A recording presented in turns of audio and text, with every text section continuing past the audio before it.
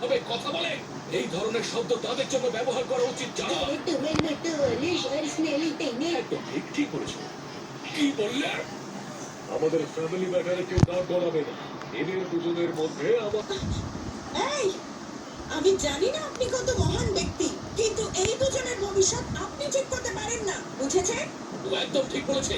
প্রত্যেকটা বাচ্চার নিজের একটা স্বপ্ন থাকে, যে বিষয়ে প্যারেন্টসরা মিস অ্যাঞ্জেলার জায়গায় আজ থেকে আমি ডাইনোসর প্রজেক্টের ম্যানেজার।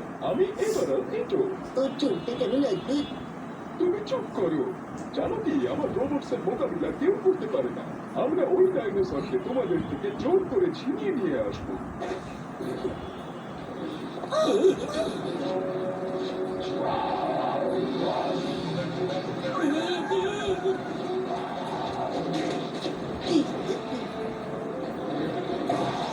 শিনচান,